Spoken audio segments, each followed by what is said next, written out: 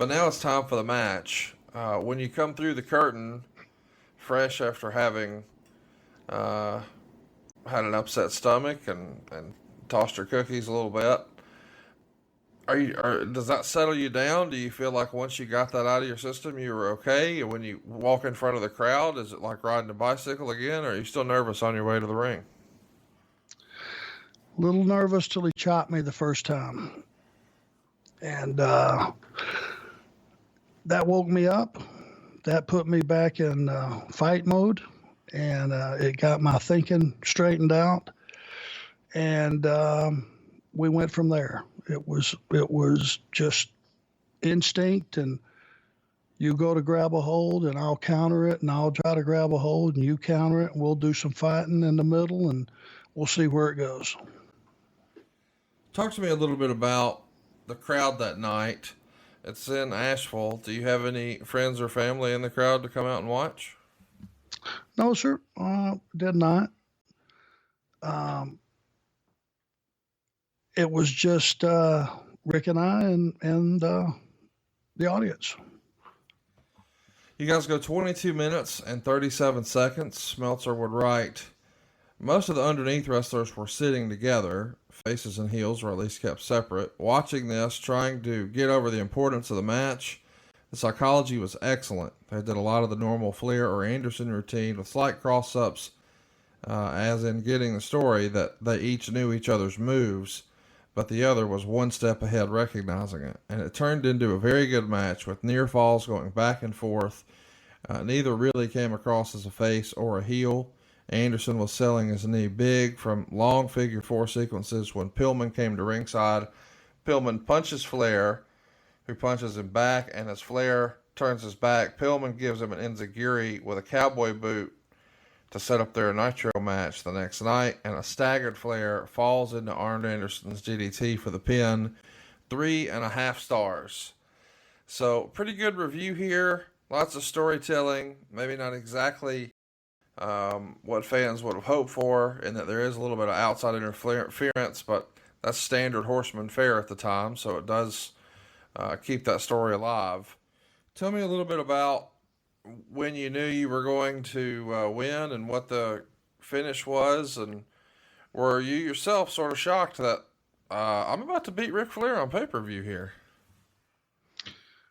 Well, it was shocking, and when I did hear what we were going to do, I looked at that and I went, okay, let's turn this around. Let's just say if Pillman came down and he screwed me on behalf of Rick to gain some favor because he was the lead horseman and he wanted in, that would have made sense. So us going this route and reversing it and him helping me win would have made sense. And if you're the guy that's getting screwed, being the fact that we made no bones about it, there was always 3 or 4 or 5 of us on a guy, and, we would gang up on a guy.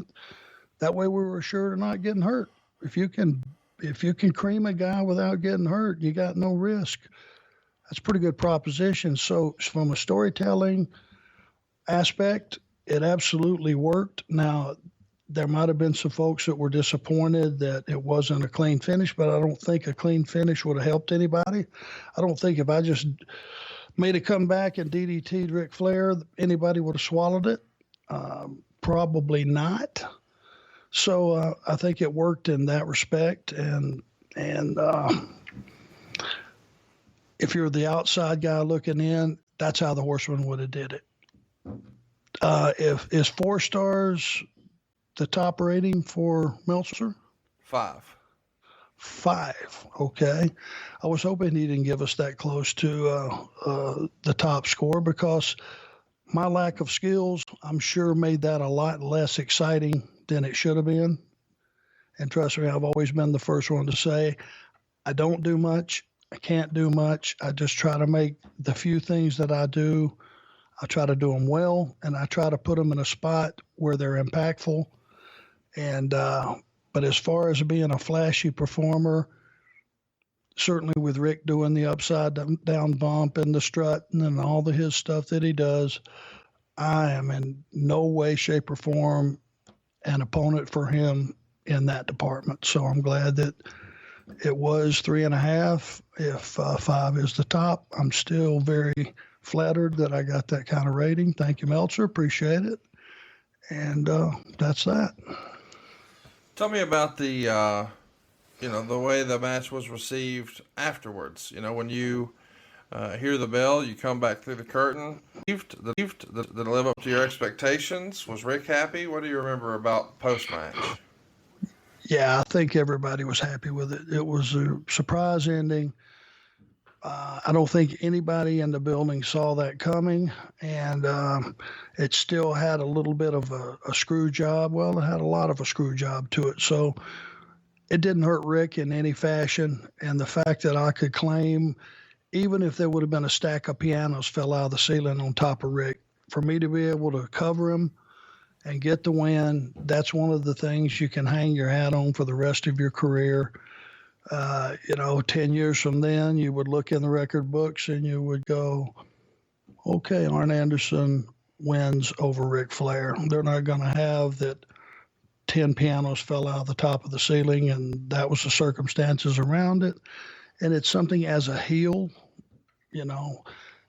you would go back to and bring it up 10 years later. It's like beating Hulk Hogan twice, 2 weeks in a row. It doesn't matter that you shot him with a spear gun and backed over him with a dump truck and took out a chainsaw and cut off 2 of his ankles where he couldn't stand up and then threw some powder in his face and covered it. 1, 2, 3.